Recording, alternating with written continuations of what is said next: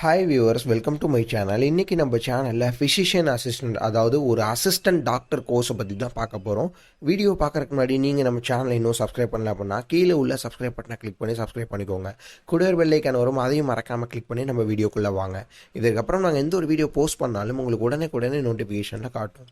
Physician assistant BSc BA அப்படின்னு சொல்லுவாங்க. இந்த டிபார்ட்மெண்ட் வந்து பார்த்தீங்கன்னா பேச்சுலர் ஆஃப் சயின்ஸ், ஒரு டிகிரி டிபார்ட்மெண்ட்.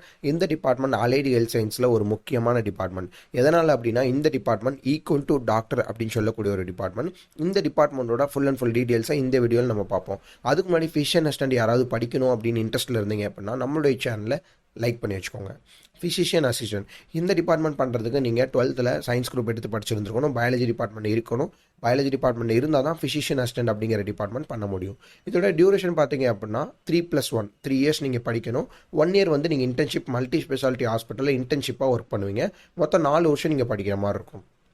ஃபிசிஷியன் அசிஸ்டண்ட் அப்படின்னா என்ன, இதோட ஜாப்ஸ்லாம் என்ன மாதிரி இருக்கும் அப்படின்னு கேட்டிங்கன்னா, பேச்சுலர் ஆஃப் சயின்ஸில் ஃபிசிஷியன் அசிஸ்டன்ட் அப்படிங்கிறது ஒரு டாக்டர் கீழே அசிஸ்டண்ட்டாக ஒர்க் பண்ணக்கூடிய ஒரு டிபார்ட்மெண்ட். ஃபார் எக்ஸாம்பிளாக ஒரு ஹாஸ்பிட்டல் எடுத்துக்கிட்டோம் அப்படின்னா அதில் வந்து ஜென்ரல் டியூட்டி டாக்டர்ஸ் நிறைய பேர் இருப்பாங்க.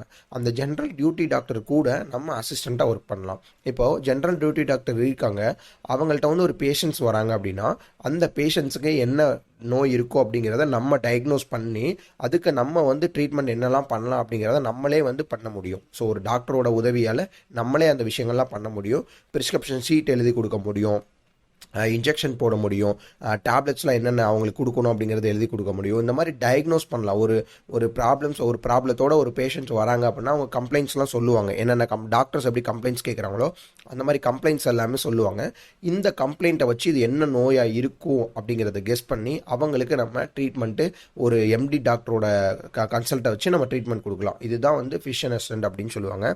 இந்த டிபார்ட்மெண்ட் ஒரு டாக்டருக்கு ஈக்குவலான டிபார்ட்மெண்ட் தான். பட் என்னதான் இருந்தாலும் உங்களுக்கு இது வந்து ஒரு அசிஸ்டன்ட் கோர்ஸ் தான்.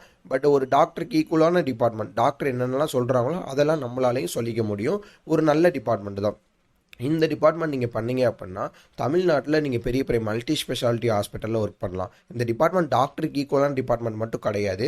இதை வச்சு வேறு என்ன பொசிஷன்ஸ்லாம் நீங்கள் போகலாம் அப்படின்னு கேட்டிங்கன்னா உங்களால் கேத்தலாப் டிபார்ட்மெண்ட்டுக்கு போக முடியும். கேத்தலாப் டிபார்ட்மெண்ட் அதிகமாக சம்பாதிக்கக்கூடிய ஒரு பேராமெடிக்கல் டிபார்ட்மெண்ட்.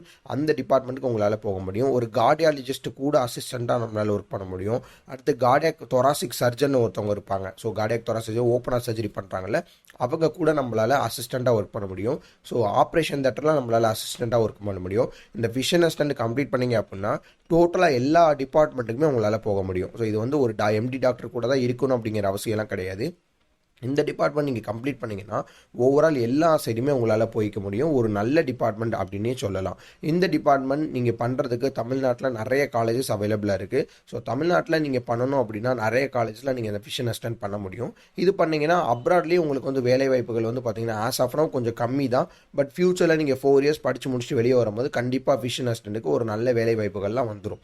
ஃபிசிஷியன் அசிஸ்டன்ட் வந்து ரொம்பவே கம்மியான ஃபீஸில் யாராவது படிக்கணுங்கிற இன்ட்ரெஸ்ட்டில் இருக்கீங்க, தமிழ்நாட்டில் சவுத்து சைடில் நான் பண்ணணுங்கிற ஆசையில் யாராவது இருக்கீங்க அப்படின்னா கண்டிப்பாக இப்போவே டிஸ்கிரிப்ஷனில் உள்ள நம்பருக்கு காண்டாக்ட் பண்ணிங்க அப்படின்னா தமிழ்நாட்டில் சவுத் சைடு இருக்கக்கூடிய காலேஜஸ் நல்ல ஒரு யூனிவர்சிட்டியில் உங்களால் ஃபிசிஷியன் அசிஸ்டன்ட் பண்ண முடியும்.